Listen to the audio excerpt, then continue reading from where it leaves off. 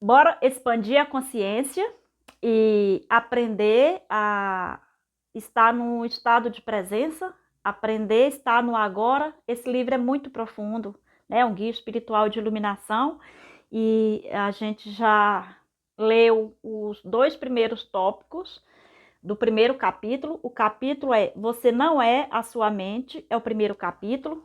A gente está indo agora para o terceiro tópico, que é elevando-se acima do pensamento. O pensamento não é indispensável para sobrevivermos neste. É uma pergunta. O pensamento não é indispensável para sobrevivermos nesse mundo? Nossa mente é um instrumento, uma ferramenta. Está ali para ser usada em uma tarefa específica e depois ser deixado de lado. Sendo assim, eu poderia afirmar que 80% a 90% dos pensamentos não só são repetitivos e inúteis, mas por conta de uma natureza frequentemente negativa, são também nocivos. Observe sua mente e verificará como isso é verdade. Essa atitude causa uma perda significativa de energia vital. Esse tipo de pensamento compulsivo é, na verdade, um vício. O que caracteriza um vício? Simplesmente não termos mais a opção de parar. O vício parece mais forte do que nós. Proporciona ainda uma falsa sensação de prazer, um prazer que quase sempre se transforma em sofrimento. Porque temos de ser viciados em pensar? Porque estamos identificados com este processo, já que a percepção do eu interior tem origem no conteúdo e na atividade de nossas mentes. Acreditamos que deixaríamos de existir se parássemos de pensar. No processo de crescimento, construímos uma imagem mental de nós mesmos, baseada em nosso condicionamento pessoal e cultural. Podemos chamar isso de o fantasma pessoal do ego. Consiste em uma atividade mental e só pode ser mantido através do pensar constante. A palavra ego tem um sentido diferente para pessoas diferentes, mas aqui significa um falso eu interior, criado por uma identificação inconsciente com a mente. Para o ego, o momento presente dificilmente existe, só o passado e o futuro não são considerados importantes. Essa inversão da verdade explica por que, para o ego, a mente não é totalmente funcional. O ego está sempre preocupado em manter vivo o passado, porque pensa que sem ele não seríamos ninguém, e se projeta no futuro para assegurar sua sobrevivência e buscar algum tipo de escape ou satisfação lá adiante.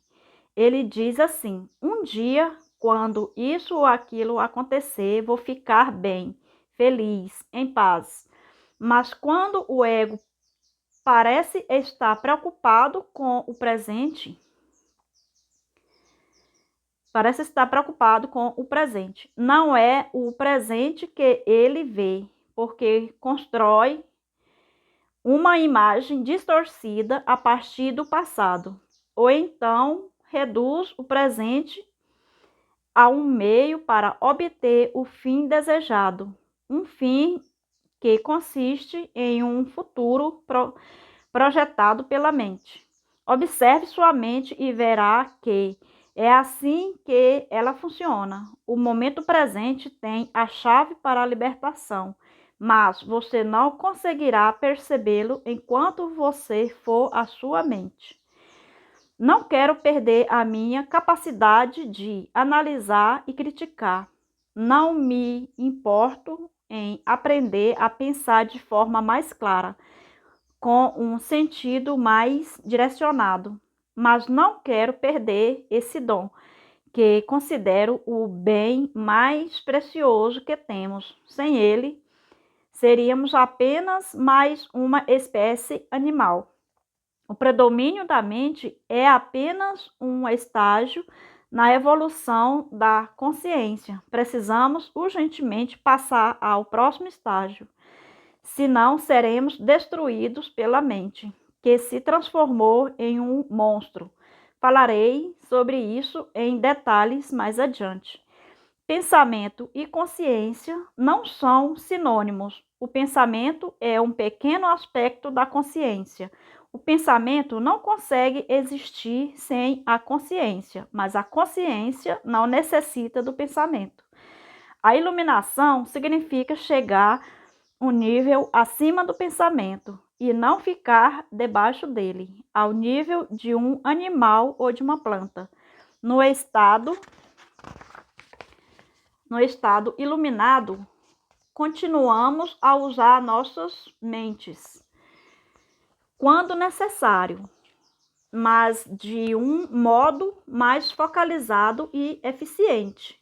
Assim, utilizamos nossas mentes com objetivos práticos. Não ouvimos mais o diálogo interno involuntário e sentimos uma enorme serenidade interior. Quando usamos de fato nossas mentes, e em especial quando necessitamos de uma solução criativa, há uma oscilação de segundos entre o pensamento e a serenidade, entre a mente e a mente vazia. O estado de mente vazia é a consciência sem o pensamento. Só assim é possível pensar criativamente, porque somente desse modo o pensamento tem alguma força real. O pensamento sozinho, quando não mais conectado com a área da consciência, que é muito mais ampla, rapidamente se torna árido, doentio e destrutivo. A mente é, em essência, uma máquina de sobrevivência. Ela executa muitas coisas boas quando, por exemplo, ataca outras mentes e se defende delas. Coleta, armazena e analisa uma informação, mas não é nada criativa. Todo artista verdadeiro, quer tenha ou não consciência disso, cria a partir de um lugar de mente vazia, que se origina de uma serenidade interior. A mente, então, dá forma ao impulso criativo ou insight. Até mesmo os grandes cientistas têm relatos que as suas descobertas mais originais aconteceram em um momento de serenidade mental. Uma pesquisa nacional realizada com alguns dos matemáticos mais proeminentes que já atuaram nos Estados Unidos, incluindo Einstein, para estudar seus métodos de trabalho, mostrou que o pensamento é apenas uma parte secundária da fase breve e decisiva do ato criativo em si. Logo, eu poderia dizer que a maioria dos cientistas não é criativa. Não porque não sabe pensar, mas sim porque não sabe como parar de pensar. Não foi a mente nem o pensamento que criou o milagre da vida, ou nossos corpos. É claro que existe uma inteligência de uma dimensão muito maior do que a da mente, trabalhando para manter tudo isso funcionando, como uma simples célula humana que mede 1/1000 de 25,4 milímetros. Pode manter instruções dentro do DNA que encheriam 1000 livros de 600 páginas cada um. Quanto mais aprendermos sobre o funcionamento do corpo, mais percebemos como é vasta a inteligência que age dentro dele e como sabemos e como sabemos pouco a esse respeito. Quando a mente se relaciona com o corpo, transforma-se na mais maravilhosa das ferramentas. Serve então a alguma coisa maior do que ela mesma. Aqui acabou o terceiro tópico, tá bom?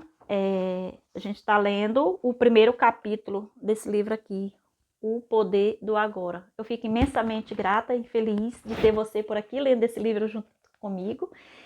Terminando esse livro, a gente vai ler outro, tá bom? Gratidão por você estar por aqui. A gente se vê no próximo vídeo. Vamos expandir a nossa consciência?